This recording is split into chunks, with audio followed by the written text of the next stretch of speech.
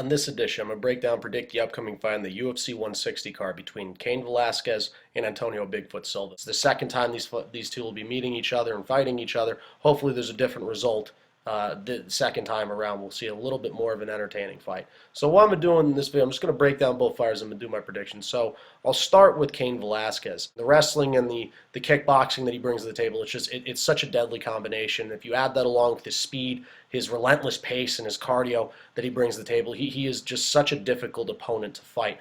In the stand-up game, I mean, being that he trains at AK, a lot of his strikes are very much thrown in threes, obviously a good 1-2, working the body as well. A lot of the strikes with American kickboxing fighters, or American Kickboxing Academy fighters, tend to finish with a leg kick, and Cain very much likes to work the legs of his opponents. Cain very much does have good power. We've seen what he's done to Brock Lesnar. We've seen what he's done to Nogueira. We've seen what he's done to Bigfoot Silva the first time. The guy has amazing power on his feet, and I think it's his speed as well. I mean, Cain has really good hand speed. He's got a very good, quick first step, and he can pick fighters apart on the feet.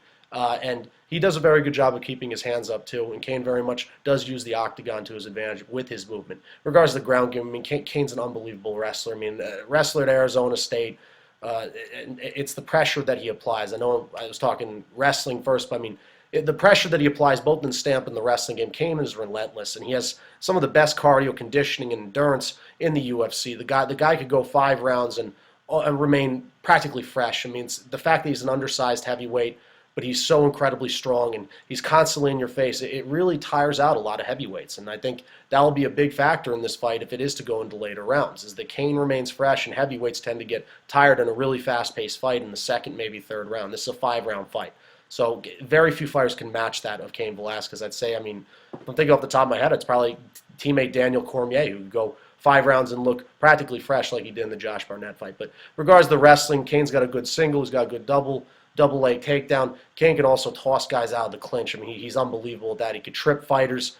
I think that was the first time he fought Silva. He reached right out, literally just pushed him right down to the mat, just tripping him right down the mat. And his ground and pound, I mean, I'd say ground control is better than his ground and pound, or the striking he has on the ground. I mean, very few fighters could get up from the bottom if Cain Velasquez is on top of them. Good, just great control. He doesn't so much lock in hooks. He very much remains on the outside and bullies you on the ground, and then lays down some thunderous strikes on the ground.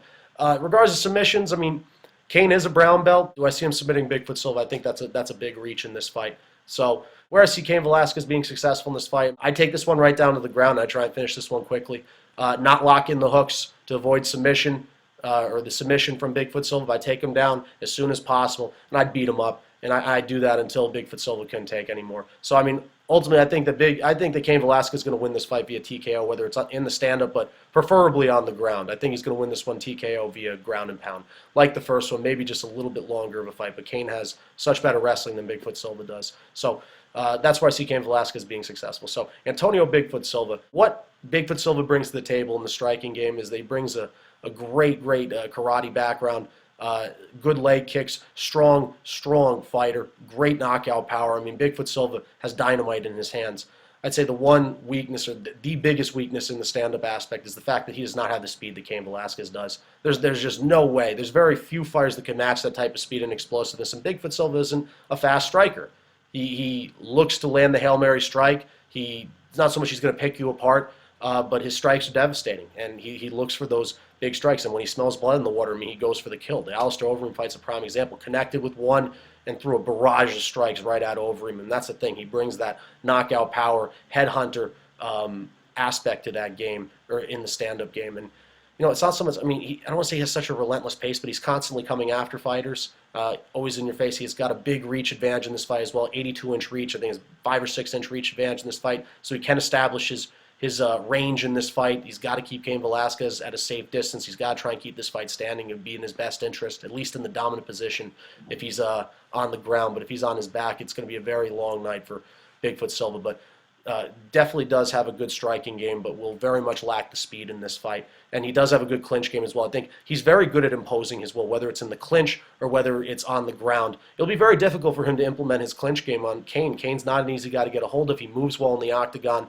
and just that much faster. But if Bigfoot does impose his will, he pushes fighters up against the cage, uses his knees, his elbows, then he drags you right down to the ground. He does have a black belt in judo. He can get fighters down to the ground. Not so much explosive takedowns because of the speed that he's lacking, but imposing his will, his ground and pound, and his ability to keep fighters on the ground and to either beat them up with strikes, to get into just full mount and rain down the strikes or lock in submission. He's got a black belt in Brazilian Jiu-Jitsu. He could do it in a variety of ways. Where I see Bigfoot Silva being successful in this fight, I try and keep it standing.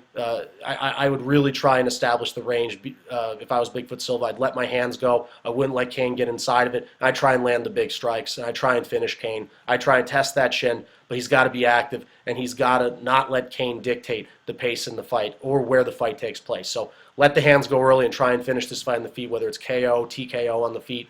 If not, I mean, I try and get in the dominant position on the ground, but that's very difficult against Cain. We've seen very few fighters be able to do that. Brock Lesnar struggled to do that, or at least got him down, could not keep him down. Cain is not a guy who stays in, that fights off of his back much, is that he is that outstanding of a wrestler. So I'd say that, at least try and get down there, but I think this fight needs to be won on the feet. If not, if he is fighting off of his back, he's got to be relentless with the submissions. I think if Bigfoot Silva is successful, I think he wins this fight via TKO or knockout on the feet, but he's got to establish himself early. He's got to get rid of Cain's confidence in his movement early. Let the hands go, and he's got to try and finish this fight on the feet. But I would not doubt him finishing this fight via submission, but he's got to be relentless. So that's where I see Bigfoot Silva being successful. So where my prediction lies in this fight, and I try and be as fair as possible with these videos. I've gone against Bigfoot Silva the past 2 fights. He's won both of those fights. But you can't deny Cain Velasquez, especially I think the first fight laid a perfect blueprint for Cain Velasquez on how to beat Bigfoot Silva. I think Cain is going to come out. He's going to waste no time getting this fight down to the ground, and I think he's going to work in the ground and pound. Now, I'm not going to guarantee he's going to get the cut like he had in the first fight that they had, but I think Cain's ground and pound is going to be relentless. This may go out of the first round, but ultimately I think Bigfoot Silva's going to try and let his hands go early. He may connect with a couple, but I think even if Cain is to be rocked or whatever he's going to clinch. He's going to toss Bigfoot down to the ground, and his ground and pound is going to just be too much. Being that he's not going to lock in the hooks, I don't see Bigfoot Silva getting the submission. I think that Cain Velasquez is going to defend his title and defeat Bigfoot Silva on the UFC 160 card via TKO, ground and pound, in the first or second round. So that's what I have for this edition. It's Kyle Delaney signing off. I'm out of here.